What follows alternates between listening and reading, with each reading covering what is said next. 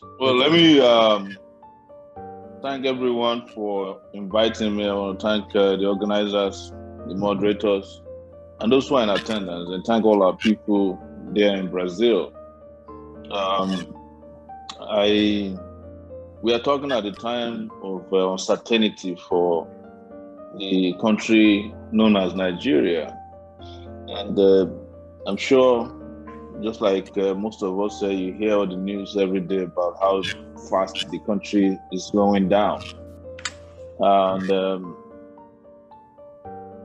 it's difficult at this point to even question or blame anyone for taking a position on Nigeria. When I say that, I mean those who might think that Nigeria should cease to exist. But it's also wrong to condemn anyone who feels that Nigeria should be salvaged, because it's a country with immense potential.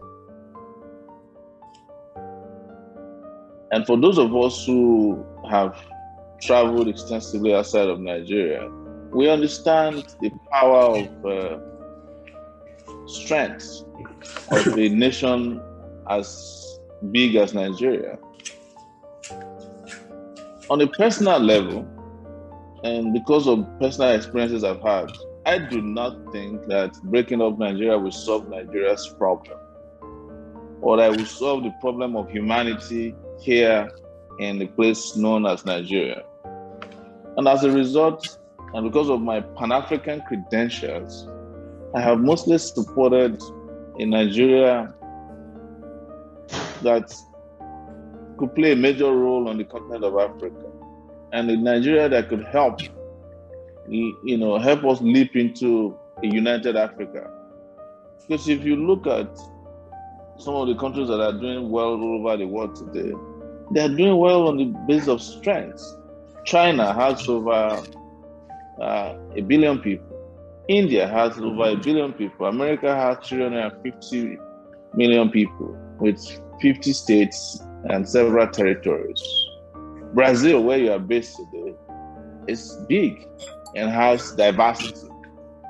And when you look at all these countries, including the European Union, that has pretty much become one nation by way of integration, you will realize that we stand a chance of getting the best out of my laptop speaker.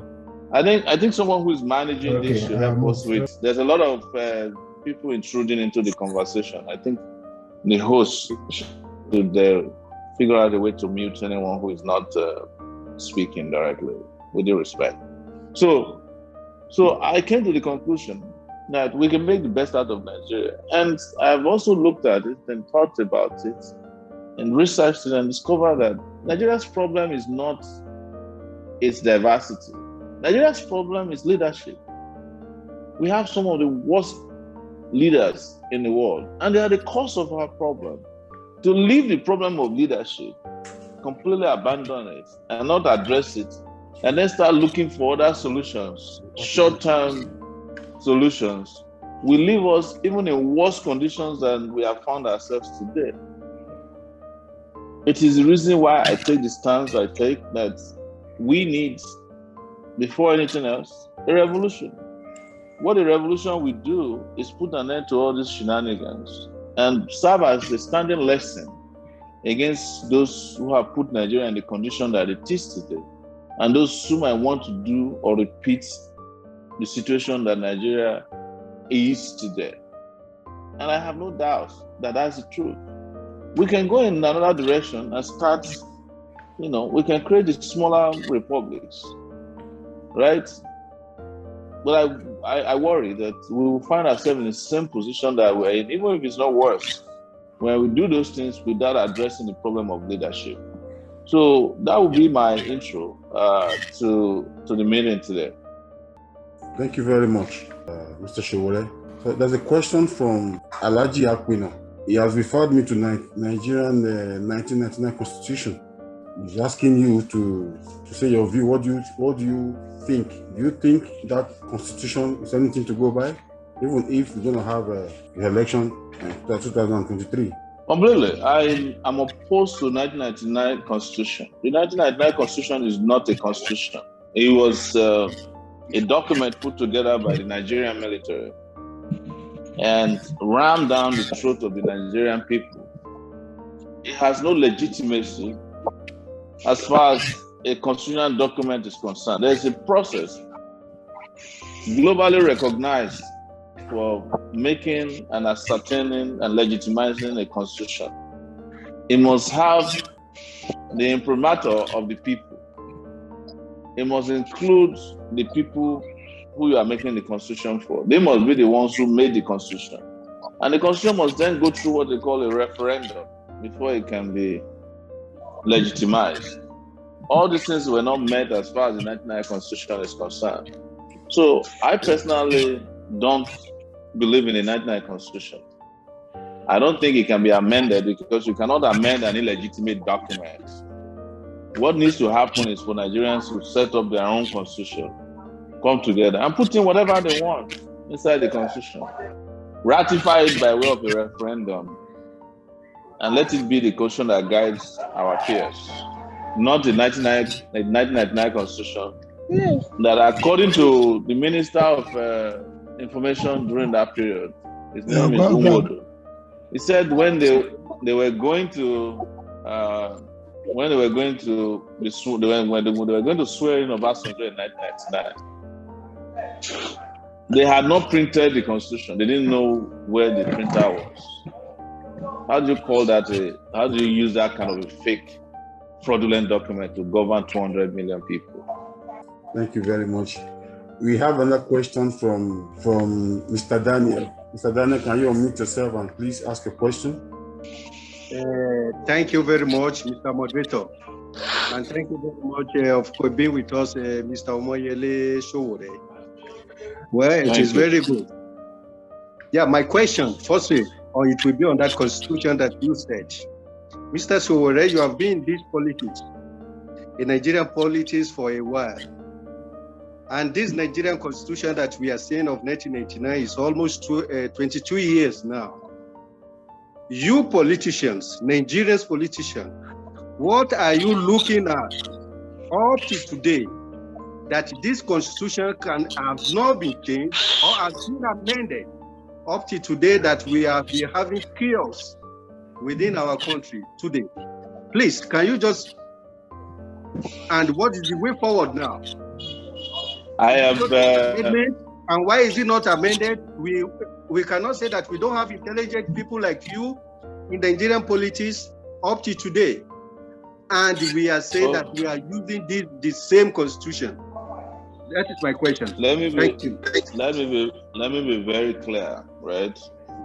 I have been an activist most of my life. I didn't join partisan politics until 2018, officially. 2019, after the election, I spent 5 months in detention prison. DSS. So, and for the last 2 years, I have been in under some kind of city arrest. So I don't fit into the profile of an average Nigerian politician. What I'm trying to tell you is this. I have been opposed to this constitution since 1999 when it was created. That's part of the reason why I left Nigeria in 1999, because I couldn't stand the hypocrisy, the deceits, and the dishonesty that greeted the transition program in 1999. In 1992, just to rewind back a bit, I was one of the people who wanted to. I tried to participate in a people-organized sovereign national conference in Lagos. The police came there, sent by Babangida, and dispersed everybody. So if you follow my record very well, I've never agreed with the 1999 Constitution. If you followed my campaign in 2018 and 2019, I was the first to say that you can Google it. The 1999 Constitution is a fraudulent document. Now everybody is following that line of thought and openly expressing it. I was the first to say it before every other person, the other politicians, as you call them, now started having the courage to say it as it is. I've never accepted it. Same way I've never and will never accept the kind of leadership that we have in Nigeria today. It doesn't matter whether you put a gun to my head or kill me. I will be on record. So where I align with you is that we shouldn't wait anymore. It is one lie that have lasted for 22 years, but we don't have to continue this lie going into the future. Sir, Mr. Sowore, it is very good. I understand you very, very clearly.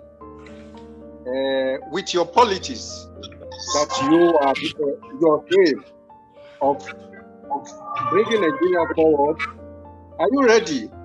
Or as a politician, are you wish to work with the opposition party, or you don't carry any opposition along with you to be in government or to discuss? Well, let's say that, should we call it a wasted year without constitution? And have you not been talking to some elites among the opposition party or opposition who have probably doesn't have the same idea with you in politics that you can carry along so that things can work?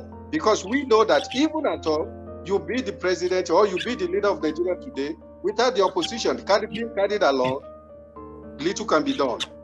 Thank you. Thank you very much for that question. I have worked with a lot of people who are opposed to Nigeria's misrule. That is my background. I've been in opposition to a crazy, mindless, and wicked system of governance in Nigeria for 30 years, starting from military rule to, this moron style of government that I call, this moronic style of governance that I call morontocracy. What I'm saying is that I'm willing to work with anybody. But if the people you call opposition are these PDP guys or APC people, I don't see them as opposition. These are the guys who brought Nigeria to the condition that we're in today.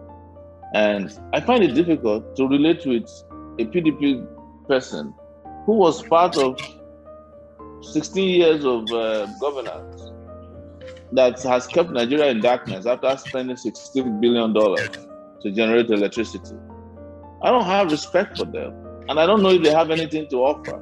But I'm not opposed to working with anyone who has conscience to lift Nigeria out of the doldrums. Definitely not. But I won't deceive you or anyone who is listening to me today that you can work with all these characters, all these thieves who live in this Abuja. I see them all the time, to bring Nigeria out of poverty, misrule or misery, because they are the ones responsible for it, and they like Nigeria the way it is now. I cannot work with them. I don't think my conscience will let me sit ever with a Babangida, or let me sit with an Obasanjo who claims to be an opposition person today, because they brought Nigeria to where it is today. And I guarantee you that they are not interested in a better Nigeria. They are not interested in a bright future for this country. Never. They will rather perpetuate, manipulate, the country back into the hands of another incompetent leader rather than allow a brilliant person to run the country. Thank you very much. Thank you. Mr. Daniel, thank you very much for the question. There is one Mr. Chibuzo who has been raising his hands there. Mr. Chibuzo, can you unmute yourself? Good evening. Yeah, good evening, Mr. Chibuzo. Actually, I am from the Igbo extraction. I want to thank you all. This is my second time of hearing my would-be president. When I look at you, Mr. Sowore, I have this urge, that fire in me that as a youth you are, that you can give Nigeria the best, irrespective of the fact that you're from you're the Yoruba side, you understand? My leader, I have so many questions I would like to share. Now, your brother, Sunday Idaho, Igbo, is it his right name? Now, and you have Nnamdi Kanu. Sunday Igbo is in the west. Nnamdi Kanu is in the east. All of them are crying the same they have the same flag for a better Nigeria. Now, assuming that tomorrow that you are made the president, are you going to reconcile these two groups? Thank you so much, brother, for the preamble to your story. I personally have been to 30 countries around the world, including Turkey. And I've never met a country elsewhere, and I'm not exaggerating, that it's as terrible as Nigeria. You know, I've been to the Caribbean, been to Turkey. I went as far as Australia during the 2018-2019 election. You know, I've been to some of these West African countries like Ghana, Ethiopia, Kenya, South Africa. No country, Senegal, that I've been to is as terrible as Nigeria. I'm not exaggerating. Now, going to your question. You are aware that even before my arrest in 2019, I met Kanu in New York. That's Nnamdi Kanu. And I was so surprised that the guy really wants Nigeria to work. But in the absence of a Nigeria that works, they want you know, a Biafran nation. Definitely. Yes. This is what is, look, it's the call you're seeing everywhere for let's break up, let's go away. It's because people feel choked. They're choked by the terrible leadership in this country. They're choked by the insensitivity of our leader. They're choked by the injustices that is pervasive everywhere. And it was as if Buhari was designed to come exacerbate these terrible conditions in Nigeria. It's as if he was brought to come and inflict pain, suffering, nepotism, favoritism, bigotry, you know, and his murderous ideas about how to handle even the simplest things, such that you can imagine that this guy has no leadership qualities at all, apart from the fact that people said he's suffering from dementia, which I believe to be true. But there's something inherent in him that is bad. Even without dementia, Buhari is a bad human being who doesn't believe in this diversity we're talking about. Bad. So the easiest thing I'll tell you is that I know all these groups. I know them personally. Sowore, sorry to cut you short. We agree Buhari is bad, but we also believe that you are part of those that enabled him to power in 2015. You see, this is. I think it should have been treated as a separate question. Yes. If I ask you now, if I ask you to go and bring me evidence that I supported Buhari in 2015, you will be stammering. No, there are lots of evidence. There are lots of evidence out there. I'm asking you one. Just present one where you saw me at a campaign rally, asking you to vote for Buhari. Tell me one. Or where I called you now, personally to vote for Buhari. See, let me tell you the truth. See, it's not about telling me. I ask you a direct question. No, I want to answer your question. Mr. Adebang, let him finish first with my question. Then you can. Okay, all right. I'll wait for you because no you problem. Sorry, Mr. Sowore, just a minute, please. I will employ every of us to let him speak. Then we can ask our question one after the other, so that will be. Thank you. So it is the easiest thing is to bring these people together. It's the easiest thing because they are not asking for too much. They just want to have a sense of belonging. The Igbos want to have a sense of belonging. The Yorubas want to have a sense of belonging. They want justice. They want jobs. They want hospitals. They want security. Nobody wants to live in a country where you are in your farm and somebody shows up with a bunch of cattle, rape your wife, and when you complain, they kill you. Nobody. There's no place for that in any part of the world.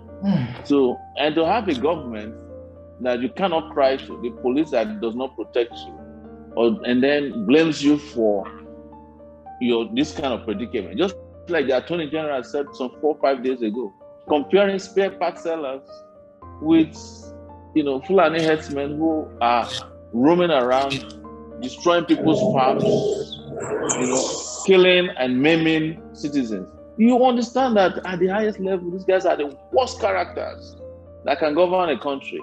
So the moment you have a president who understands these things, who is willing to address them, and they can show good faith, Nigerians will rally around the person. And getting these guys to a table is the easiest thing. Very easy, because I know them personally and I know the issues. So I don't even need to, it won't take me a week to bring a Nnamdi Kanu to the table. Bring or whomever may be out there who is disenchanted with the Nigerian state, who is disenchanted with the issue of justice. But you can't kill Nnamdi Kanu's people on a daily basis through Operation Python Dance, Operation Dangerous This, Operation Crocodile, Operation Lion, Leopard, in a country that people are asking simple questions. You are responding with bullets and rockets and helicopter gunships. Whereas in your own part of the world, in the northern part of the country where there's terrorism, you are unable to respond with equal measure of sternness and violence. So you can understand why people are upset and tired of this country. Thank you, sir, for the answers. But I would like to throw in more, because I heard you say something about, I didn't get much, the 1999 Constitution. Yes. Then I heard something about revolution. Yes. Well, revolution in this current era, doesn't it speak death with the kind of government we have?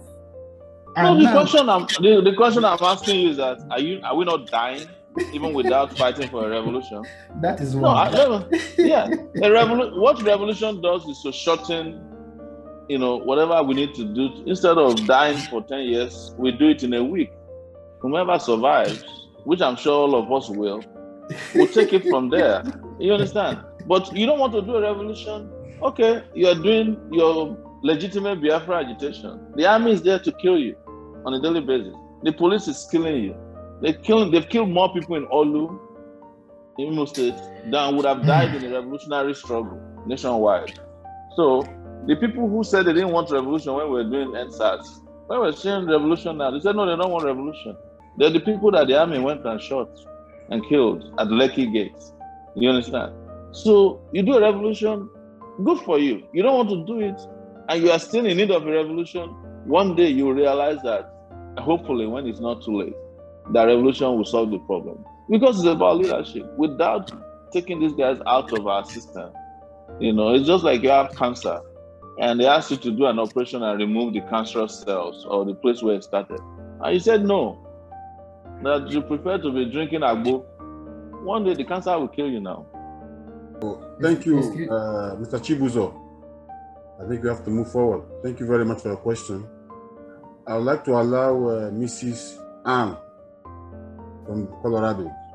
I would have preferred the person who asked the question about this thing to let us trash it out, so that it doesn't look like we shut the person down. Okay. Let the person ask the question. Yes, I'm ready to trash it out. Yeah. Yes, please go ahead. Now, see, I remember very well. See, the truth is that I am not a supporter of PDP, neither am I a supporter of APC. But then, if at all we have to trust you with power, then we should be able to clarify issues like this, and we should be able to trust you that you can come out clean, admit your wrongs, and we move on. Now, the truth is that, except if we all want to deceive ourselves, you used your platform, Sarah Reporters, pull down President Jonathan, and used it to enable this devil you have in power today. Well, you have not shown me. No, it's not about evidence. It is about evidence. No. Wait. See, look, because evidence is all over the internet. Wait. Is it the times you and El Rufai and this former civilian governor, Sanusi, you met at the airport? You were apparently, it was so obvious that you are an APC sympathizer. But you keep denying. Why there was even a time you went on a radio interview. I think somewhere in Ibadan. You said that Buhari rode on your back to power. Yes. The evidences are too much, and you keep No, so wait. Can you listen to me for a second? And I hope the whole house is. Yes. You see, my problem with this kind of, grandiose allegation is that when things are dishonest and you address them with honesty, and people say no, they are not accepting it. How do you then tell me that you have a fair and just mind? You are accusing me of, you just told a lie about me, that I went to the airport to meet with El-Rufai and the central bank governor without providing the context. What was the context? I was a reporter in Nigeria. I was traveling in Nigeria as Sahara Reporters founder. And the central bank governor was removed. Right? I was at a conference. I left the conference at UBA House in Lagos to go and cover his arrival after his removal. Followed him to Edu's house in Lagos. Interviewed him. The interview is available on YouTube. As a reporter, the biggest event of the day, I covered it. I drove, and as I was driving, I was tweeting. I didn't hide anything. As soon as I finished the interview, I left the place. The second ever time I met with him was when I went to Kano to campaign in his palace. So for you to sit there with due respect and lie with compulsion that because I covered an event. Wait. Can you let me finish? Okay, I'll wait. Let me lie. They to lie with compulsion, without remorse, that because I did something that my conscience tells me is right, or that I did something that is professionally my job, that because of that, I am part of APC. It's a lie. Secondly, you said that I said at the radio station in Ibadan, which was in 2018, that Buhari rode on our back, the back of the youth and the anger against the PDP regime that time, which is true, that they rode on the back of public anger. They rode on the back of the work that we did to expose corruption, and that they have continued the way. It's not a lie. It was a contextual position in public. I've always said that. The same thing happened to Jonathan. Jonathan rode on my back to power because I was reporting on Yar'Adua's health. And you don't have a problem with that, I'm sure. You don't accuse me of bringing Jonathan to power. And I think I did more in bringing Jonathan to power than I did because I was personally engaged when Yar'Adua's wife and the cabal behind him prevented Jonathan from coming to power because he was an Ijaw man. And even as Yar'Adua was dying, every day I reported on it. I spoke on it on radio. And I've said this publicly. They have never disputed it. As of last week, I said it openly in an interview that Jonathan offered me money to compensate me for working according to him so that he could come to power. I rejected it. They have not denied it. It's been a week since I said that. And it's not the first time. I even mentioned the person who brought the money, Imani Boro. I mentioned the person who he sent to me, who is late now, Ronto Douglas, to come and become a member of his cabinet. If you don't believe, if you know that happened, and you don't hold it against me, and you sit down there, my brother, and lie against me, that because I was doing my job, that I'm part of APC, and nobody has been able to prove it. The government detained me for 5 months in 2019. They looked at all my accounts, even charged me for money laundering because they claimed I went to Dubai. When they found out I've never been to Dubai before, they withdrew the charges. They found out that I don't have any shady accounting in my. I've never received money from anybody. They withdrew the charges of money laundering. But you sit down there. The injustice you are doing against me is as bad as the injustice the government is doing against me for falsely accusing me of what I've never done before and putting me in prison. If you are president of Nigeria, you are likely to put me in prison on false charges as well, because you are falsely declaring openly that I work for APC, which is not true. I have said it anywhere. Have I ever attended an APC meeting? Have I ever been in a hotel with anybody to discuss anything about Buhari coming to power? Have I ever campaigned for Buhari? Never. You can't provide that evidence. You are now using contextual, hearsays that they said you are at this meeting. They said Sowore, this is not about hearsay. So why would you have to lie against? Why do you have to lie against me? Sowore, if I believe in causes, my brother, if I believe in causes, I would say that will lay a curse on me and you. If anything you are saying, but I don't believe in those things because I know they don't work. Otherwise, you are not getting my context right. But if you are lying against somebody, and the person has explained to you, and you know it to be untrue, my brother, change your ways. Otherwise, it's going to haunt you in the future. Don't lie against somebody simply because somebody told you a story that's untrue. No, you are not letting me talk. Thank you, Mr. Chibuzo. No, let him finish. I just wanted to make my point. Please let him finish. But I'm telling you that you are lying against me. I've never campaigned for Buhari, never met Buhari before in my life, never worked for APC before. Some of you lie against me that I go to Tinubu's house. I've never met Tinubu more than once in my life since 1999. I've never seen Tinubu. But all these things are things that you guys lie against people about. But you don't expect me to tell a lie against you, or put you in jeopardy over a lie. It's not fair, my brother. Sowore, you are still not getting the point. Thank you very much. The point I'm making is this. Let him finish, please. I will really let him finish.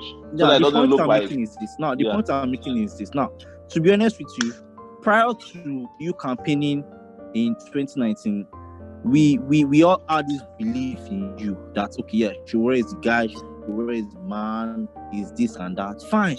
And which of us still have it. But my point is this. Now, when you head to head with Buhari and Jonathan and all those guys that have been in power, the truth is that most people will still want to go with you. But my point is this. These are issues that you have not been able to clarify and you have not been able to admit to. You use your platform. How would I admit to a lie? How would I admit to a lie? Because don't I'm telling you, I'm putting it into your Chibuzo. It's not a lie. Chibuzo, I'm putting it that it's a lie. If anybody that's listening to you today, wants to believe the lie, they are entitled to believe the lie. It's just like I can put out a lie against you too, that you went to Brazil carrying drugs, right?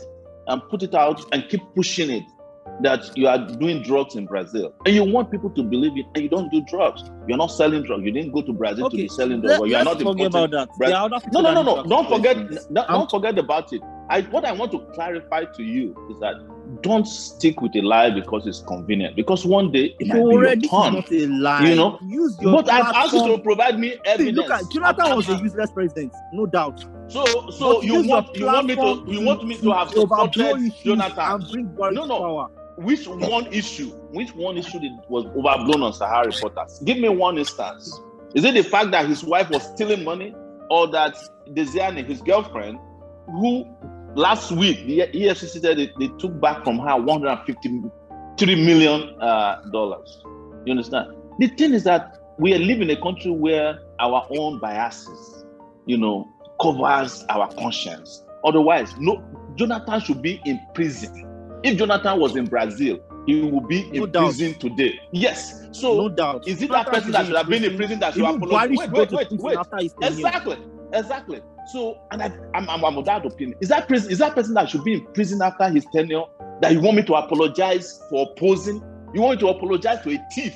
You want me to apologize to a guy who had barrel of oil sold at $140 per barrel, stole all the money, filtered it, left children who supposed to have money for their future in penury today, left the country in a state of insecurity and turmoil, stole money, used the money that's meant for all of us for their own personal use. You want me to apologize for opposing the person? Where is our conscience?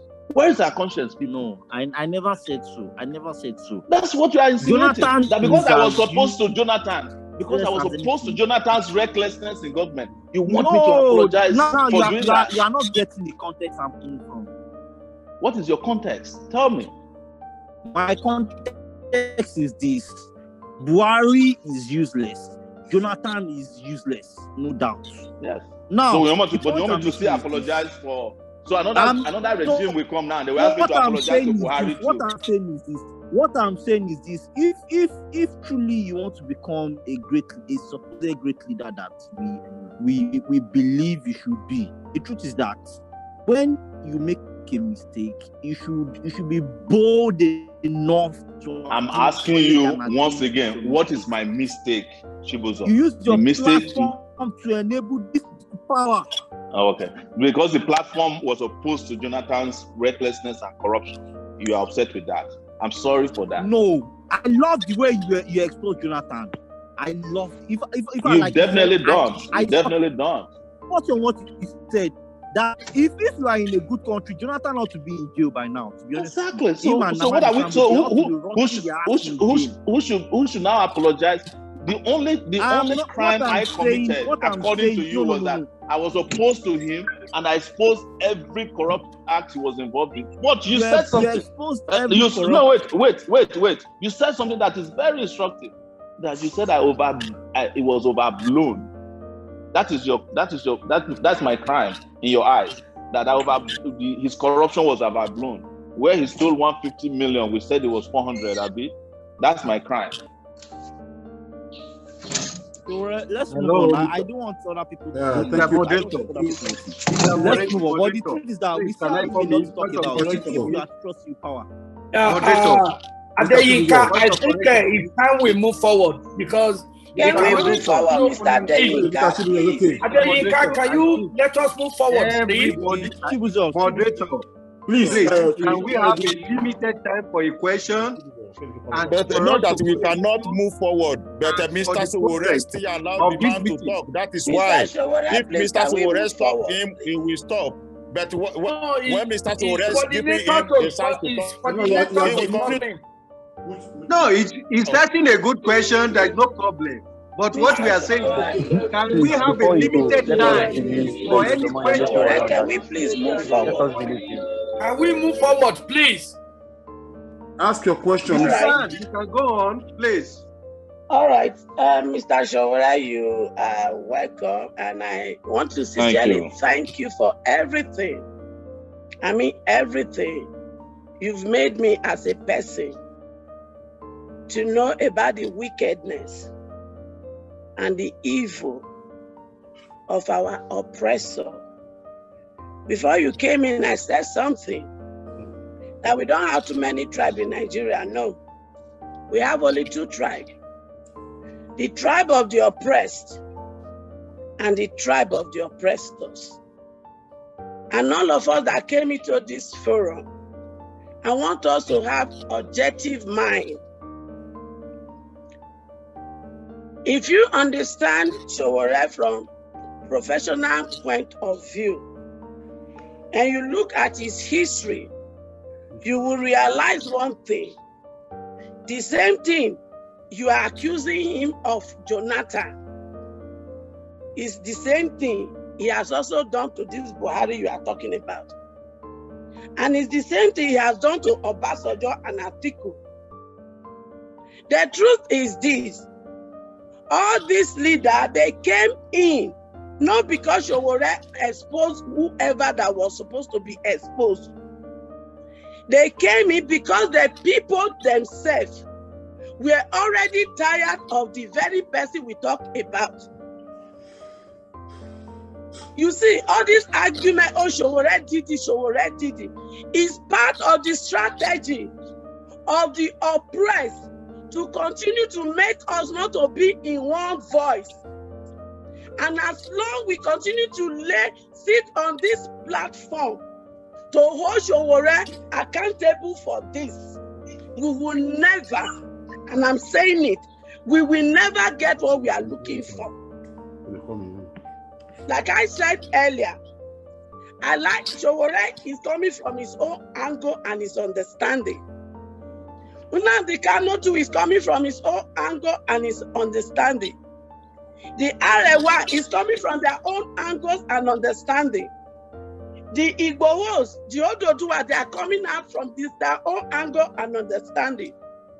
But there is something that is common among all of them if you want to be objective. They are fighting for justice. They are fighting for the blood of the innocent that are being spilled every day. Do you know what it means as a mother to be married for months, for years, without no child? You went to Babalawo, you went to Efa, you went to church, you were humiliated, and God answered your prayer, and you bettered a child. And your very crow eye, that child is being murdered in the order of greediness. And you come here to tell me about what Sowore has done wrong and what has he not done wrong? Was Jonathan fair? Was his hand clean?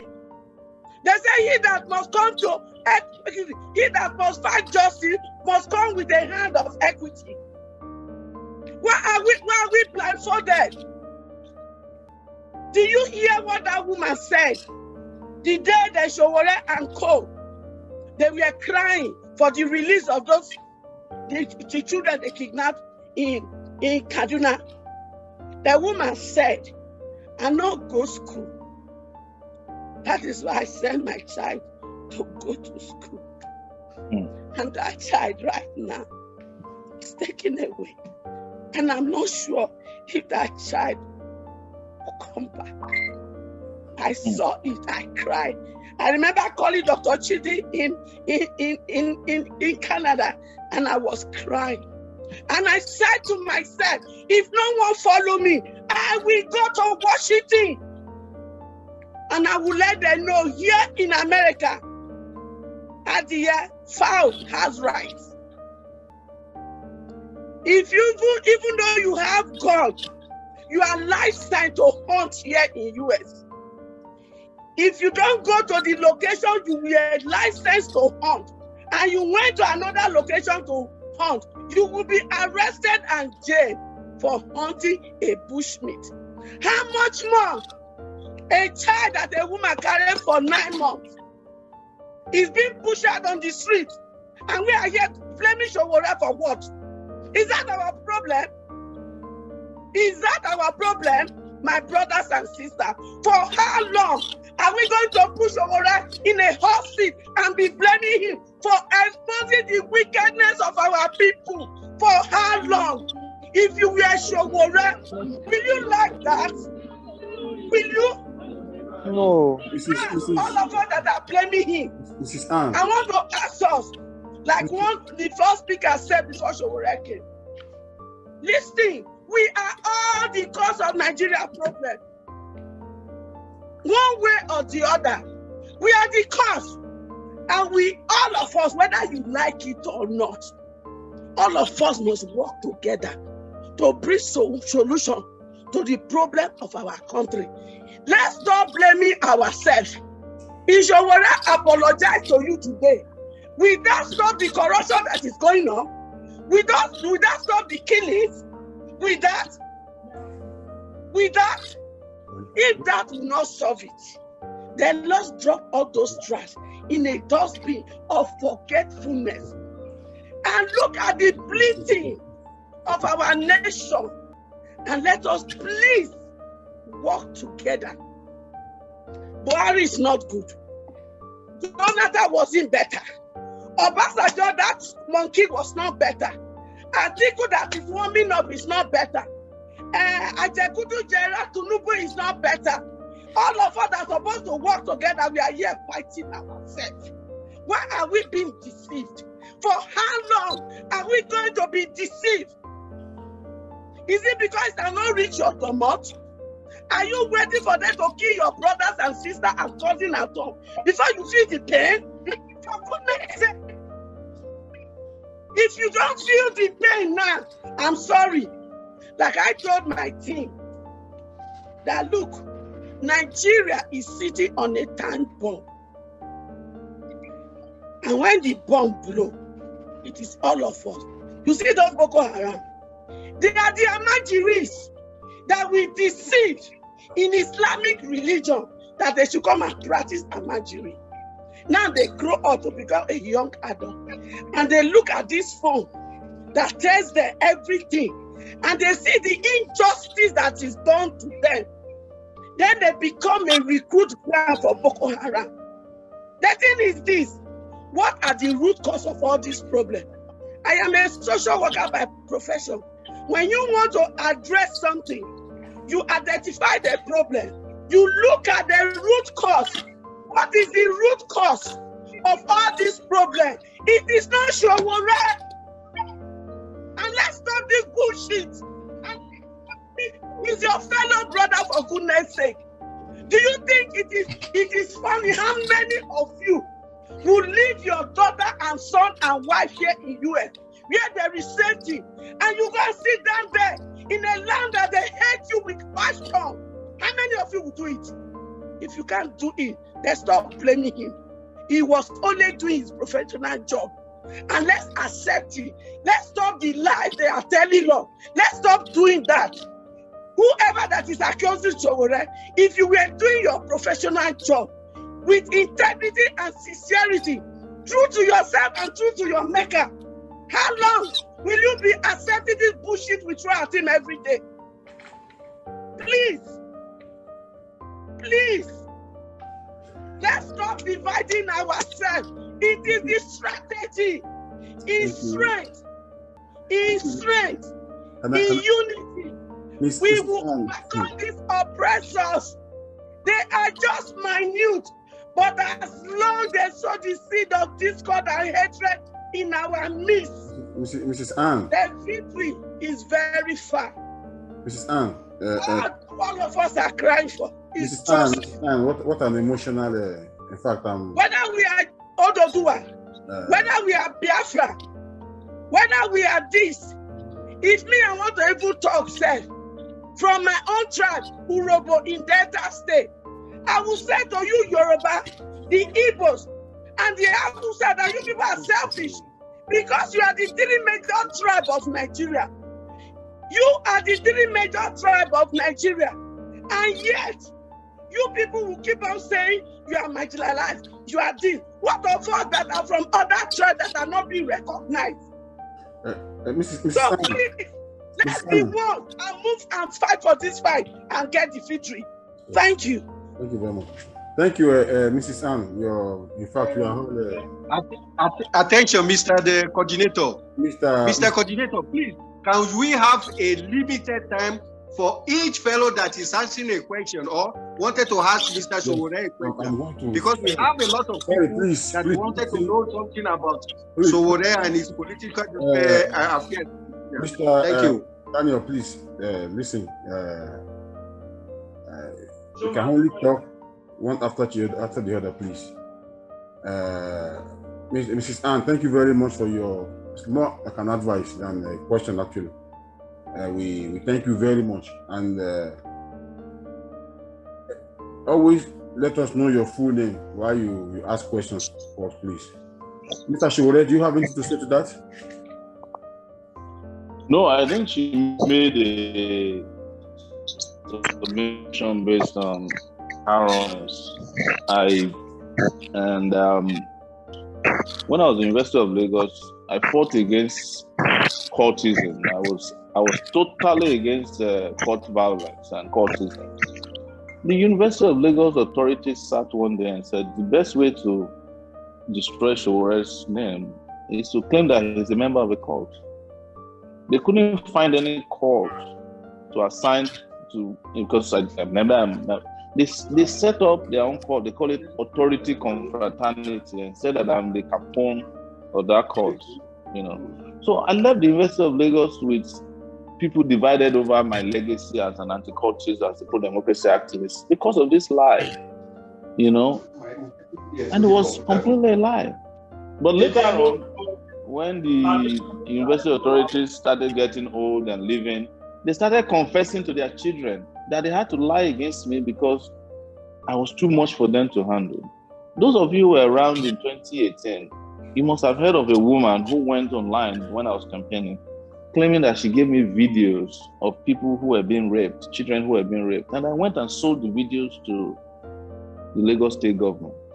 A lot of people were scared. They were scared for me. They believed it. They believed it, that until later on when I had, luckily enough, I had my, transaction evidence on Facebook with her. And I released it and told people, she reached out to me. I asked people to follow her to go and videotape. But when they got there, discovered she just wanted to use it to help PDP, Jimmy Agbaje at that time. She just went to distribute food to some people. They asked them, where are you? They said it's the woman who even brought them to the place to film them. And later on, her friend contacted me that she wanted to raise funds with homeless children, and my refusal to use the platforms our reporters to promote that fraud was why she was upset with me. So it's important. And the reason why you see that I was a little vehement about this is that I can stand governments lying against me, because that's what governments do. They tell lies. But when a fellow citizen look at you in the face, or they look at you, another fellow citizen, person of conscience, and they lie against you outright. Oh, you did this. We are sure you did this. We are sure you did this. In a way that they know is not true. They know, and they said to you, the person says to you, it doesn't matter what you say. I'm not going to believe you. I don't think that is fair, because we shouldn't be doing that to us. That's what the government does to us in Nigeria. They lie against us every day. As we speak now, the Buhari regime is lying against all Igbos. That they are killing policemen, and they are killing people based on those lies. Should I be promoting that? I can't do that, because I know what the regime is about. For somebody to tell me that I should apologize to a regime that stole the future of Nigeria, I don't even understand how to deal with it sometimes. Sometimes I handle it with grace. Sometimes it makes me lose my mind. How do you apologize to a Jonathan that raised billions of dollars that could have turned Nigeria around, and he frittered it away? He stole the money. They distributed it. They gave one person 3 billion naira to go and pray in Saudi Arabia, and he took the money. His wife stole. His girlfriends, they were building mansions. They were buying private jets in this country. If a fellow citizen tells me to apologize to such a person, I'm wondering what is wrong. And all my crime in all of this, is that, you reported everything wrong with the Jonathan regime. But are we not doing the same with the Buhari regime? Didn't I go to prison for 5 months because of the Buhari regime? Am I not in restriction 2 years now? I've been restricted to Abuja because of the Buhari regime, and I've never apologized for doing that. Even though they came to me in detention and I should apologize to Buhari, I opted to remain in detention than apologize. You can go and ask. The people who came to me in prison are still alive. So that is my own problem with how these things are framed. Beside that, I don't have a problem with. I know I'm enemy of the state, an enemy of the political. They will do everything. They have the money, to do whatever they can. Some of them will assassinate me if they have a chance tomorrow, based on a lie, and they're selling that lie to enlighten people, and enlightened people are repeating the lie, and that's why we are where we are today in Nigeria. Thank you very much. That's my response. Thank you very much. I hope we can move on. Thank you. We have Mr. Bayo Lawal, who also raises his hand. Please, can you unmute yourself and ask a question? Hello, Mr. Sowore. Please introduce yourself, your name. Good afternoon. Yeah. Good afternoon from here. This is Bayo Lawal from Brazil. I live in Brazil, and I'm a CEO of MAD Consulting Services. Mr. Sowore, it's nice to have you here. I didn't know much about you before, but towards that 2018 election, I started reading more about you, and I see you as a material to Nigeria. Not to be specific, to Yoruba. You can really be of help to Yoruba. I'll come down to this question someone asked you before about constitution. Because to me, I believe whatever we are discussing here, or we talk about Nigeria, and you have a useless constitution, that means you don't have a country. You understand? So my question, I have a few questions to ask you on that, but I will reduce those questions. The first one is, what do you think about this constitution? And you contested for the presidency under this same constitution, how did you feel about that? Where do you think we need to go? How do you think we need to sort that issue of constitution? Because without constitution, there is no Nigeria. Yes. Well, thank you so much. Yeah, I contested under the constitution painfully, and saying that I had to say during my contest that this constitution is a fraud. I said it on national TV. Everybody was like, how would you say that? But it was my hope, just like Nelson Mandela contested under a quasi-temporary constitution that was partly apartheid constitution, so that they could change the constitution of South Africa and the fortune of South Africa forever. So that was my hope, that if Nigerians had voted at that time, my first responsibility in office would have been to change the constitution and have the people come together and create another constitution. That would include things like, a referendum for secession if you want to leave the country. I was interested in a constitution that does not have a bicameral legislative system. Nigeria is wasting money on Senate and House of Reps for no reason. Yeah. That exactly. Only one of it would have been enough for me, in which we can even reduce the function of this House of Rep members. We would only have a unicameral legislative system, and the function would be part-time, so that somebody doesn't think that the House of Rep is a place to go and make money. It will be a place where you make sacrifices to make laws. Already the amount of time they spend at the National Assembly, the House, National Assembly today, is a part-time. It's pretty much, most of the time they don't even go to work. So these are things that I had set out to do in the first year of coming to office. It would have changed the fortune of Nigeria forever as well. So I had to contest, like I said, painfully. But I knew that if I had more opportunity come, I would have fought seriously to change that constitution as a priority. But do you think that would be viable in a situation that you have many Northerners in the House? It will be viable because we will throw it to the people. People make it sound like the entire North is opposed to a better life. It's not true. Just like you have Northern elites, you have Southern elites as well. When we discuss Nigeria, people talk about, federalism is not possible because Northerners are opposed to federalism. Go and ask yourself, what about the governor of your state who doesn't allow local government elections in the South, who don't allow judicial autonomy? They are all the same. You are talking about terrible leaders. It doesn't matter whether they are councillor, local government chairman, or governor. They all have the same characteristics.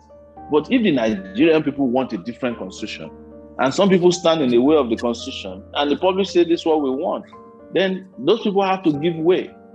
So it's not as difficult as we think when you have the right kind of leaders in place who can mobilize and motivate the nation to greatness. It is called vision. A vision-driven leader or a mission-driven leader can make a lot of things happen. And that's what has happened to countries that have become great over these years. They always have a leader who has a vision, who have a mission, but who have integrity to push through the ideas, even when people are opposed to them. Do you think South Africa became, a multicolored or multiracial nation because the whites want it? No.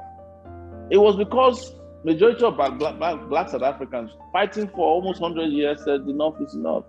And those who didn't want apartheid to end, some of them died on the street the day after apartheid was pronounced dead. They said they can't live in a free South Africa. And they went out and they became, and some of them were murdered on the street by mobs. So I am not insinuating that will happen. But this particular group of people we keep mentioning, they are not as powerful as we think, especially when the people, when the power of the people is at play. Thank you so much. Do I have other questions? But I'll leave the floor for other people to ask their questions. Thank you very much, Mr. Bayalawa. Mr. Sowore, thank you for the good response. We have Alhaji Musbao Akoni,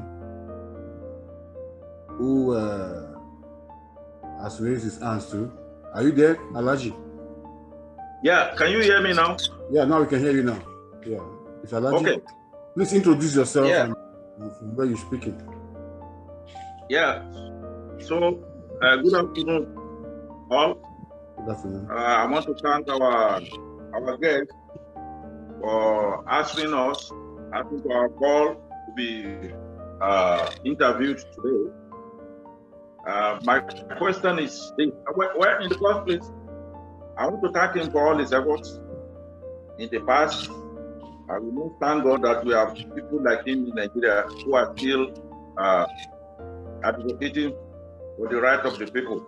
Why if not, it would have been very worse.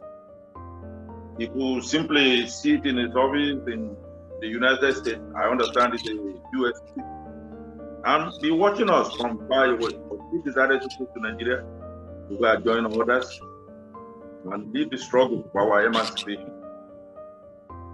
Now, he's been there now for quite some time. He was introduce yourself. In prison for 5 months. Alhaji, please and his rights are being denied him. He cannot move outside Abuja. Sir, are you hearing me? Alhaji, please introduce yourself, your name, and from where you're speaking, please. Oh, okay, I'm speaking already. I thought, okay, I'm Alhaji Misbauddin Akani. I'm from Salvador, Bahia, and I think I've started talking. Okay. Okay. So Mr. Sowore to be able to understand my point. I've appreciated his efforts in the past, and his struggles are recognized. Why not for people like him? Things could have been worse in Nigeria. So we thank him for that. People simply and comfortably sit in his office in the United States, as I understand it's the US people, and watch from far. He decided to go back to Nigeria. He's been in prison for about 5 months. He's been restricted to Abuja. He's been denied right to his family and all that. My first question to him is, does he want to continue with this type of denial of his rights?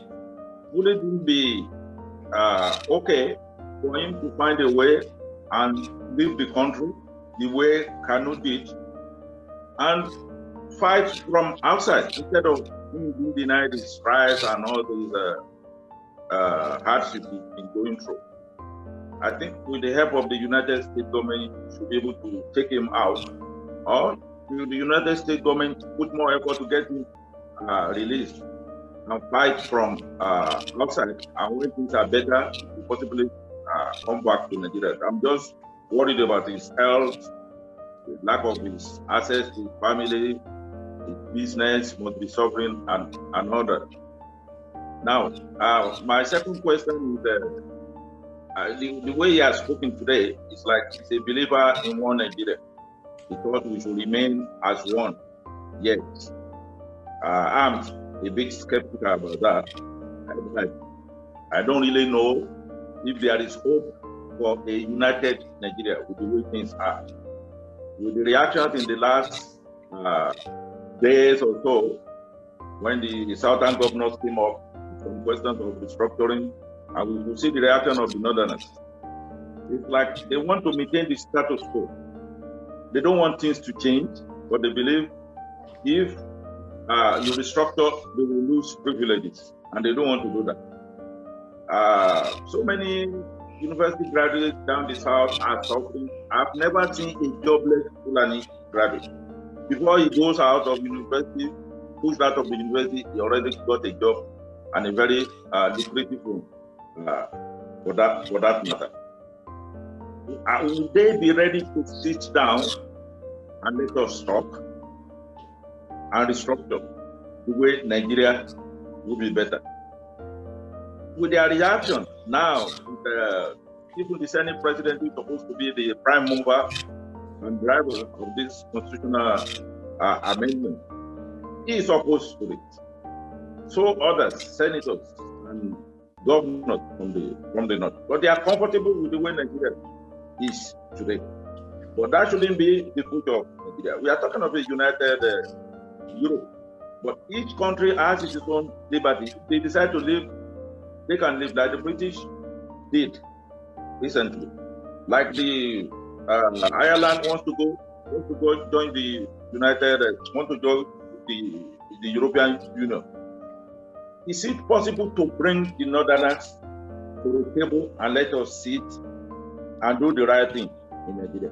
Their fear is losing privileges, but they know probably they will be the loser if there is a devolution of power or resources control and not control the civil service apparatus like they do in Abuja. You go to some ministry, out of 12 directors, probably you see 9 others are in top position, controlling everything. So this is my question. Is there this possibility of bringing the Northerners to the table and sit and let us iron out our differences and get the country moving? Is there any hope of this happening?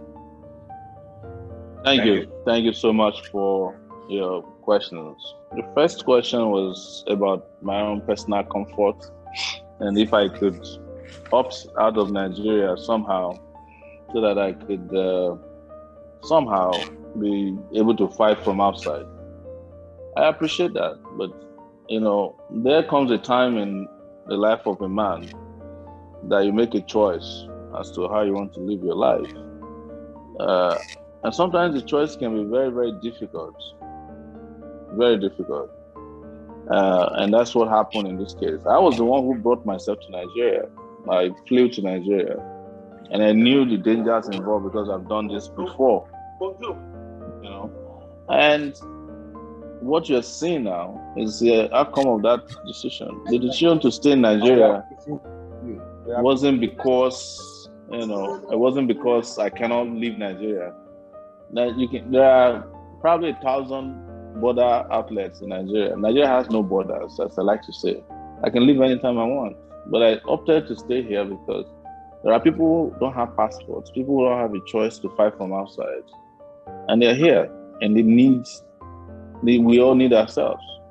So on that note, I decided that I'm going to stay. Even if they let me go today, I will visit my family and come back. I'm not running away anymore. I spent 20 years abroad. There's nothing anybody needs to show me anymore. People have to stand and fight for the soul of this country, Nigeria, as long as I still believe in it. Even if Nigeria breaks up today, wherever I might find myself, I'll still be a fighter. Because I know that wherever we might find ourselves, even if there's a breakup, bad people are going to exist in large numbers there. Because Nigeria of today that you are seeing, and I'm entering into your second question, wasn't the creation of Fulani alone. Fulani has become the buzzword for how to blame leadership, because the guy who is Nigeria's president today is Fulani. But there was a Nigeria that was governed by Obasanjo for 8 years as well. What did he do? The one that was governed by Jonathan, what did they do? It's the same mentality, same attitude.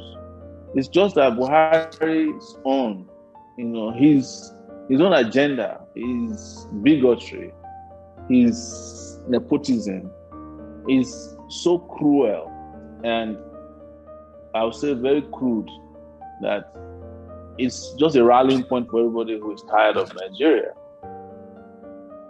You are in Brazil. I think Brazil is a federation as well. Is that correct? Yeah. Yes. Is that correct? It's correct. Yes. It's a presidential system with but I'm sure. Yes. Yeah. Because I've been in Brazil twice. I was in Porto. Yeah. I went to Porto Alegre at the time. They have some of the best education system in Porto Alegre. And the next time I was in Sao Paulo, right? And I just saw a country that was working. That's all I see. And Brazil is not a country. But Brazil today produces one of the best mid-range jets in the world. they're able to feed their people. You know, they are industrializing, even though they have political problems. This political problem is not their biggest problem. That's why you guys are there, and we all are comfortable in those places. If you come back to Nigeria today, any one of you, whatever you have achieved in Brazil in 8 years, they can destroy it in 2 months. It doesn't matter where you return to, whether you return to Fulani land, or you return to Lagos, or you return to Abao, or you return to Boko, they will destroy it. It's you know, there's just a low-cost system of governance in the country. Terrible leaders. So the question you then ask is, can we get the Fulanis or the Northerners to come to a round table? Well, here is what is going to happen in Nigeria. Anybody doesn't want to come to the round table, the table will go to the person and stay there. And there will be nobody on that table. You understand? So we've reached that point. But I am afraid we've also passed certain stages. I think we've passed the stage of reform. There's no amount of reform that can be carried out in Nigeria with this set of leaders that can give Nigeria a fresh lease of life. It's not possible. It's not possible for INEC to organize free and fair elections. It's not possible for state electoral commissions to organize free and fair elections. Go and Google, any one of you from Oyo State, go and Google what happened in local government elections in Oyo State yesterday. Oyo State, local government too. It wasn't organized by Fulani. It was organized by Seyi Makinde. Go and ask about what happened in Ekiti State. There was a by-election in Ekiti State 3 weeks ago, organized by Fayemi. 5 people were killed in a state of assembly by-election. That one was not organized by Fulani man. It was organized by Yoruba boy, Kayode Fayemi. 5 people, including a policeman, were killed.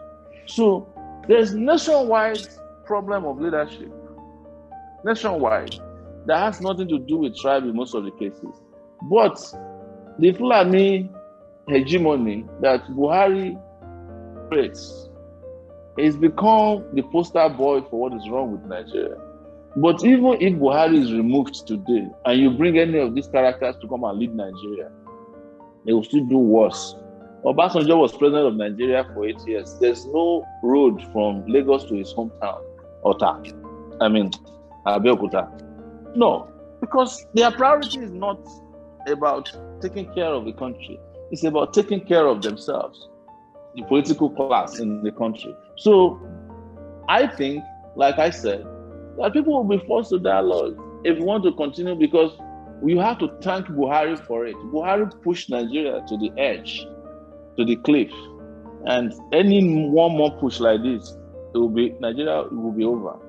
You have to thank Buhari for that. And whomever thinks that there's privileges being Fulani will soon find out very soon that that privilege is not watertight. It can disappear at any freaking time.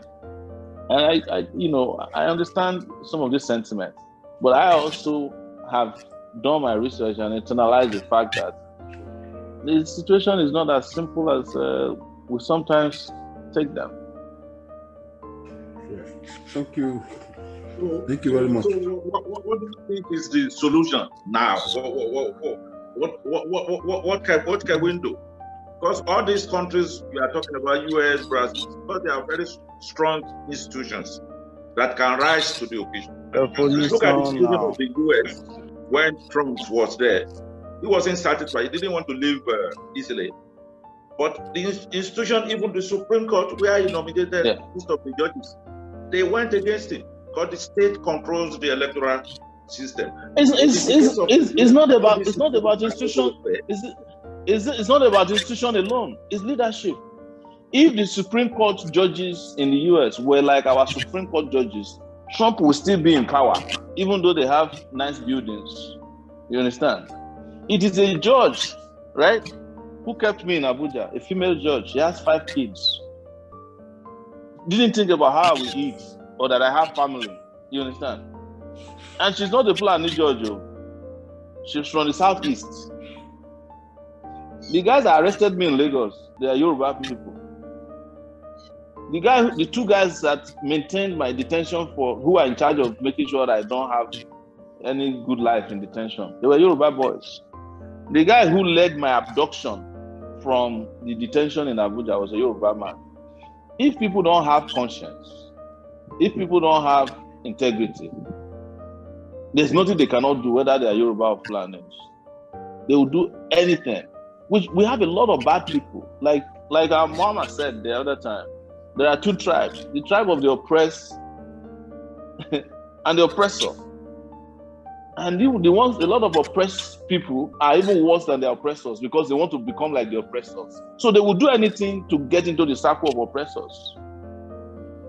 Some of them don't even have money to pay their children's school fees.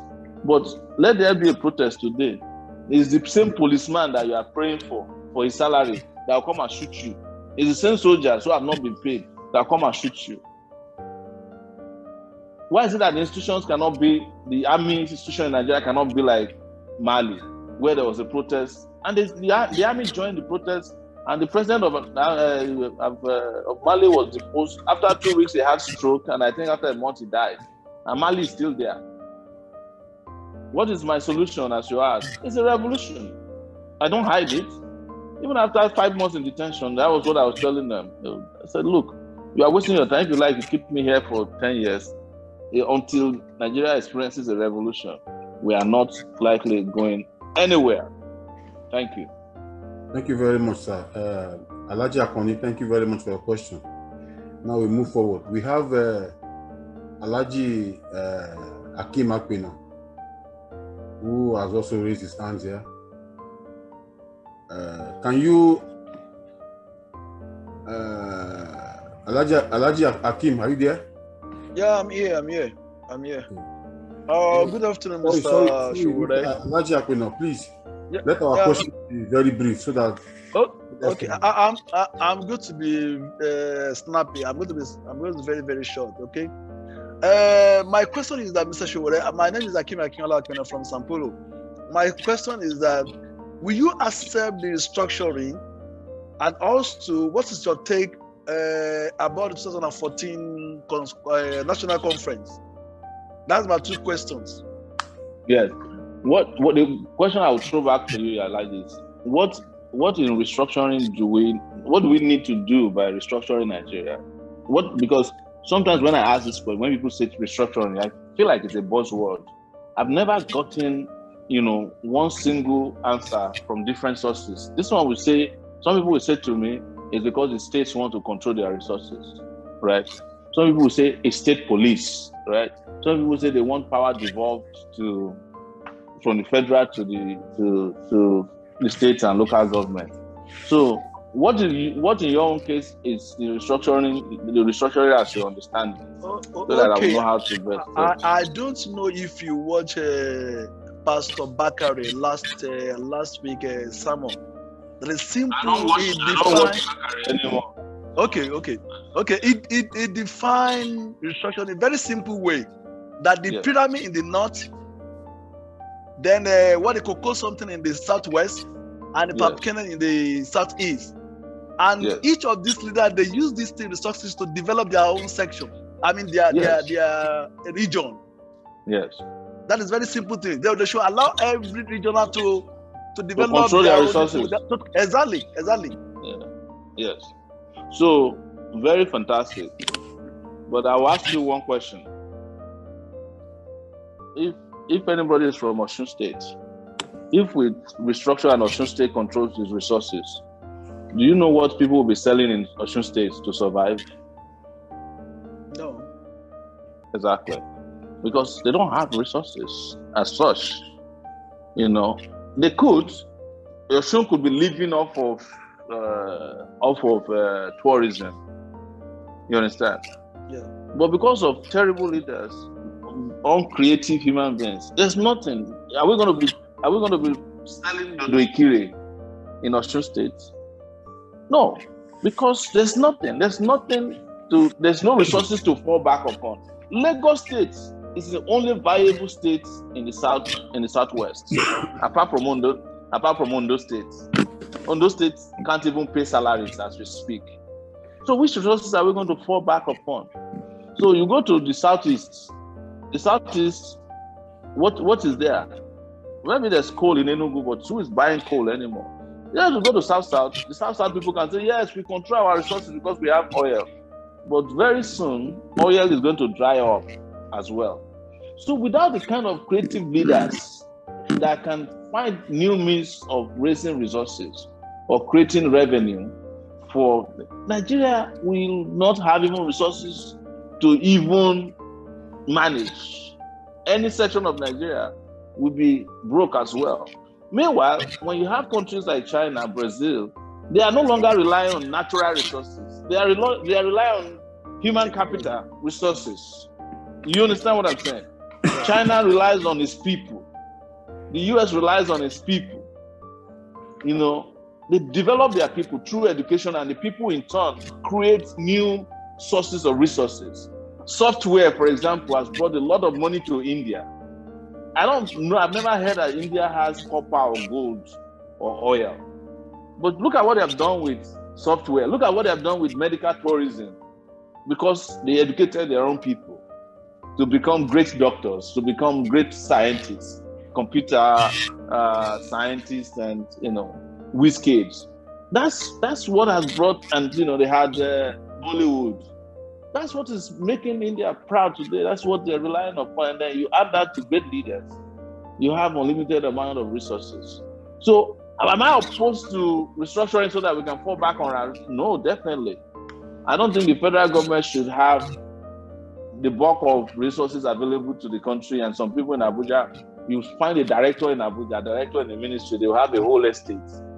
And some states cannot pay salaries because there's too much resources at the center. I agree with that we should restructure that so that there will be more resources.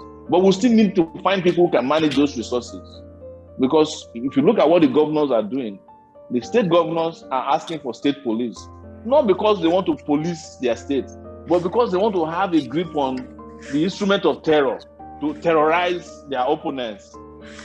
The same governors are not interested in judicial autonomy. The same governors are not interested in local government autonomy. And these are not Fulani governors. I'm talking about governors in the South. So we must ensure that when we're asking for these things, we also ask for the right people to manage all these good things we are asking for, because otherwise it will be a waste of our time and resources. We will have the restructuring we need, put more money in the hands of governors. They will be stealing the money and building and buy houses. I even heard now that they go to Brazil to buy houses. They've gone that far. So it's a crazy set of people. Then you're talking about 2014 Constitutional Conference and the document that came from there. Well, it suffered the same legitimacy in my view. It was non-inclusive. The government appointed most of the people that went there, and most of them were traditional rulers, old people, the same people that put Nigeria where it is. And the reason Jonathan put together a 2014 Constitutional Conference is because Jonathan wanted to extend his tenure to 6 years. The moment he failed, he was the one who had even jettisoned that document, because they concluded in 2014. He could have started the process of implementation of that outcome if he was interested. But because it was not his natural interest, he jettisoned it, and now they are calling for it. I think we should go to another conference, completely different from what we've had in the past, in view of the situational variables confronting Nigeria today, to create a brand new constitution. It's either we agree to that constitution or not to be looking for, very lazy ways of solving our problems, which is go back, go front. Some people are even talking about 1963 constitution. Which country in the world relies on the past to make progress? Other people are already sending, China just sent a rover to Mars last week, and they're already sending pictures back. You know what we are still doing here? Somebody said that the biggest resource development that has ever come out of Nigeria, said at the National Assembly, was the creation of these meats. I forget the name of the meat. It's made by Northerners. It's very common here in Abuja. These dry meats. I forget if anybody knows about it. That's what Nigeria Kilishi is, according to Nigerian leaders, is the best thing we have ever made since 1960. That's the best invention we have made. Kilishi, that peppered, Maybe they will add suya to it or jollof rice. You know. Thank you. Thank you very much. Funny. Thank you very much, Mr. Sowore. We have. Would you like to take a snap, or we move ahead? I just want to ask permission to leave by not later than 7:30. I have another Zoom meeting soon, please. If you. So what's the time in Nigeria? It's 7:18 now, so probably in another 15 minutes. So if you guys don't mind, I'm glad to come back another time. We have please let your question be so short so that we can all enjoy others too. I think we have Mr. Nico. Mr. Nicholas, are you there? Mr. Nicholas. Thank you, Mr. Deyinka. Please, a question, please. Thank you, Mr. Deyinka. And I must thank you for this privilege. And my thanks also goes to Comrade Sowore for taking out the time to be with us. And I'm very happy that you took out this time, because before this time I had some misgivings about your person based on information I got from third parties. But I think I know differently now, because from what you have explained and the person you represent, I feel I will go home, or perhaps I'll have a different impression of who you are and what you represent in the Nigerian political scene. My question will be very brief, and it goes this way. As far as I'm concerned, I'm a nationalist, and I also have the conviction that splitting Nigeria is not going to resolve anything. Because when you split people, it is not about splitting them on geographical basis. It is about ideology. And if you don't have the right ideology, nothing changes. So you belong to the intelligentsia. And if given the opportunity as president of Nigeria, how do you plan to arrange an intelligentsia system that will be able to produce an intellectual content? Because that is what we lack in Nigeria. That will be able to put the decisions, the political culture, and the social structure in such a way that we'll be able to come up with something completely different. And the other question is, as a Yoruba man, the Igbo and Yoruba divide is a very difficult situation to come with. And I think this is one of the greatest problems we have in Nigeria. The Hausa hegemony they have held over these years is based on the weak Igbo Yoruba structure that has been laid in the south part region of Nigeria.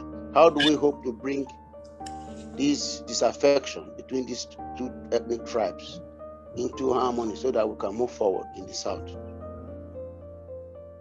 Well, thank you so much for your question. The first question is about how to prop up the intellectual, value in Nigeria. And I'll tell you the place I'll go to straight. I'll go back to the universities and invest in education, real education. I will do everything I can to attract Nigerians who have left, but who have the intellectual capacity to move this country forward, to come back and start operating from our universities, whereas they can also operate outside of the universities. Because everywhere I've been, regardless of what you think, it is the universities that drives intellectual discourse and intelligent activities of every country. In fact, in the US, every year there's a presidential election. Anytime there's a presidential election, the presidential candidates must go to a university campus for one of their debates. It's compulsory. I don't think it's the law, but it's compulsory. Because you must go and share that intellectual flair before you can be completely trusted. That is lacking in Nigeria. We've abandoned our universities, we have abandoned our educational systems, and we have nothing left. We've had situations where a vice chancellor is chosen a retired military officer was chosen as a vice chancellor to govern Ahmadu Bello University before. And the same thing is still happening today. The level, the intellectual value of the universities have been degraded. You have universities going on strike, you understand? University going on strike for 9 months in a country like Nigeria. I can't even believe that we tolerate it. But there are a lot of things that are intolerable here, that are tolerated here that are intolerable in other places. So our first port of call are the universities, sir. That's my belief. With regards to the Igbo Yoruba unity that you're calling for, well, I think a lot of it is happening already. I feel like there's a lot of coming together of the oppressed. Maybe it's because the oppression has reached everybody here. But I also call your attention to something that is also happening in the north. There's no longer a monolithic north anymore. People in Taraba, Plateau, Benue are also finding their own levels. People in parts of Adamawa, Southern Kaduna, even Nasarawa and places like Gombe. In Gombe recently, there was an attempt to install a Christian leader, and it was frustrated, and the people there protested. So, and there's also something I'm hearing that even the traditional Hausas are complaining against the dominant culture of the Fulanis. So, I think a lot of things are changing. But with regards to the South, I think we just need to deal with ourselves honestly. That we don't cover, if we have a bad person in the South, we don't say that because it's Southerner, we cover the person up. Or if you have a bad Yoruba, you say because it's Yoruba, you are Yoruba. Or because it's Ijaw, you are Ijaw, because it's Igbo. The moment we are honest about who our representatives should be, I think that unity will come. I don't have any problem with Igbos. Well, I know, like you said, that our parents do. No matter how they hide it, no matter how we hide it, the generations before us, there's no trust between Igbos and Yoruba. They say it behind, behind the door, how they feel about themselves. But I think the new generation a little bit different. With justice, I think there will be unity of the oppressed against the oppressors. Thank you very much, Mr. Sowore. Thank you very much. Thank you, Mr. Nico. Thank you very much for your question. Before we ask Dr. Dele Yusuf, who has raised his hand, I would like to let Mr. Sowore, like you mentioned Brazil a couple of minutes ago, like probably they are now coming to Brazil to buy their houses or properties. Yeah, I've heard that. I would like to chip in a bit. We have thousands of Nigerians living in Brazil, hard-working Nigerians. That's why we've been trying and contributing our part. You see, in the recent months now, years, as I say, we've been talking, making our opinions known to Nigerian people. We've invited a number of Nigerians, we've interviewed them, saying we are here. We can assure you that if we notice any irregularities in Brazil, we definitely let the world know about it. So that's it. Thank you very much for observing. We'll let you know. Thank you. Yeah, I will allow Dr. Dele Yusuf. Sir, are you there? Dr. Yusuf? Dr. Dele Yusuf? Yes, yeah. Yeah, sir. So, okay. In the first case, I have to welcome Mr. Sowore. Those of us who have been abroad for many years and somebody has got the courage to go back to our country and be fighting for the benefit of, of the common man. So I have to thank you for that courage. Because some of us, we don't have that courage, and we have somebody that is doing that job, and we will need more, people like that. I'm a medical doctor, being here for let's say, just to be precise, more than 35 years. Wow. And I always, I go to Nigeria about 2 or 3 times a year and contribute my own quota, in my own way, but not as you are doing. And I thank you, and most of us as well, we thank you for the effort you being made, because we, I heard that they remove history from our from the curriculum, yes. Yeah. So I don't know, because whatever you do in life, history is very, very important. And from our own history, and I've been seeing that you've been working, you've been running all over the places for many years. So that is very, very important. And, and we thank you for that. There's practically you've explained, what we really wanted to hear, and one of the speakers, I think Madam Anne, said something about oppression. Obasanjo was in prison. When he got to the stage, he became an oppressor. Buhari was in prison. He became an oppressor. So automatically, what we are trying to say is that you are in prison. We don't know what you will become. So what I'm trying, my question is this. In a democratic society, we have some bandits, and these bandits, they have their followers anywhere in the whole world, either in the States, in South Africa, in Brazil, or other things. And since it's a democracy, because you don't want to talk with the bandits, because we have the bandits. I think that's what I'm trying to say. Yes. How are you going to make this function? Because it is very, very important. In Brazil, we had a government who was Lula. When he got to the government, the reserve was about $30 billion. He had to work with the bandits to get the government. He got the government, right? Then to govern, he had to work with the bandits, because the bandits are very powerful.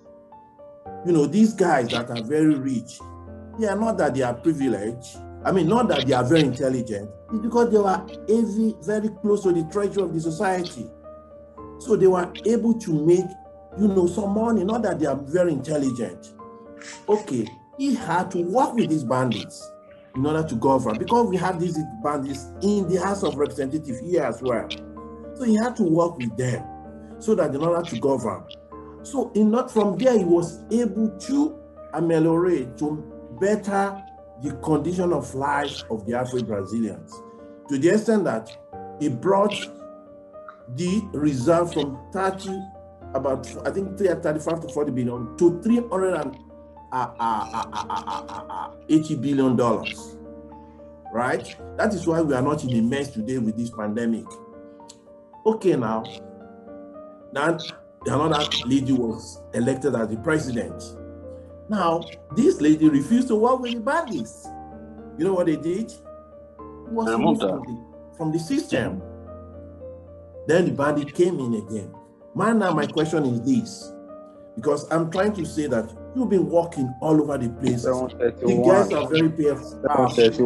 I want to ask you, how are you going to do it without working with the bandits? Because Nelson Mandela worked with the bandits to get to power, to make some changes. How are you going to do it? Because this conception should be, I would like you to expatiate on it, because it's very, very difficult. Yeah, thank you very much.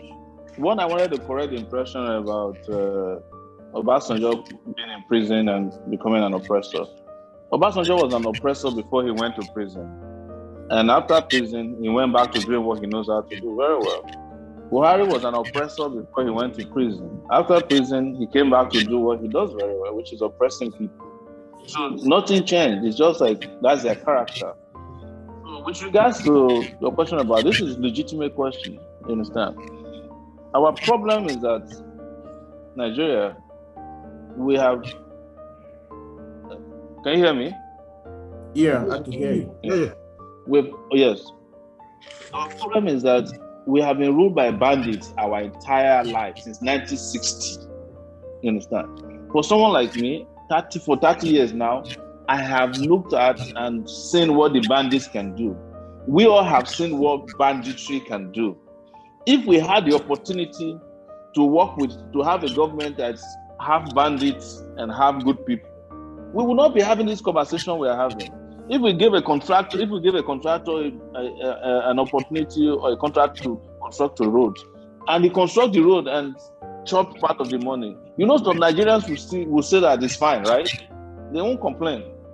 So we have tried banditry for 60 years. I know all the bandits in this country by way of being a journalist, being an activist, being a student, being a father, being everything. I know all the bandits. You probably know the bandits too. What we are experiencing now is how we can limit banditry. You understand? If there are people who want to work for the goodness of Nigeria, I will work with the person. But what I will not do is to open my eyes in good conscience and enter into a system in which we will sustain this darkness in Nigeria. Since I've been talking to you, we've been using generator. And I'm sure those of you in Brazil, probably you don't even know what a generator looks like, particularly the doctor. For 35 years, you probably don't know what a generator looks like. It's possible that you do, but it's not as bad as here. This is what banditry can do to any society. We've reached the limits. The only way around this is to turn away from the bandits, chase them out of the system, and have new people, new ideas, and work with whomever then wants to work with us. Not that we should be working for bandits, because Nigeria is a state that is working for banditry. The National Assembly is of bandits. The judiciary is made up of bandits. The executive is made up of bandits. The Nigerian police is of banditry. The Nigerian army is of banditry. This is, if there's a government that can be defined as a government of bandits, Nigeria is the place to go to look for it. So this is the reason why going from here, we just have to change course, doctor. And in Brazil, I would say that as a closing remark, in Brazil, you have a chance to see a good person who wants to work with, a little bit of bandits, and you have now had a chance to also see a government of bandits. Which one would you choose next time? I'm sure you will not go for a Bolsonaro. What's the name of that Bola Tinubu that is running Brazil? Yeah, Bolsonaro. Yeah, Bolsonaro. I don't even know his name very well. I don't know how to pronounce it. Yes, that's your own Buhari. Would you go for a government of that next time? I'm sure you won't. I can never pronounce his name, but he's bad enough that we know him in Nigeria. Just to correct you for something. In Brazil, you were talking about Oshu that got no resource and others. In Brazil, they got no resources. The highest, their means of income here is that they do export foodstuffs, agricultural products. So Oshu has got something that could be done to feed Nigeria with the land farm. Look, my brother, I have no problem with that. I'm just saying, without creative leaders, Osun will still be producing dodo. You understand? But if there are leaders who are creative, you will still be. Yes, we can be exporting a lot of things. Look, Fayemi last week, he went and bought, was it 3 weeks ago, he went and bought some cows. I'm sure they bought them from Brazil or Argentina. The cow got to the airport and escaped from the hatch. They said it's Fayemi that brought the cow. I'm looking at him and saying, are we crazy? Why are we still importing cows from, and putting them on planes to come to Nigeria? Something that we should have done 30 years ago. Awolowo had this ranching problem that is finishing Nigeria now. Awolowo had a solution to it. Awolowo had a ranch in Ondo State. I forget the name of the town in Ondo State. Some 40 years ago. But when you have leaders that are not creative, there's nothing you can get from it. They are only there as bandits to eat your resources. So they are not there to create anything. You are talking about Brazil. We eat Brazilian banana in America, cantaloupe, things that are brought from Brazil overnight. We eat it in America. But what is it that Nigeria exports? What do we create apart from kilishi? Nothing. And sharing oil money.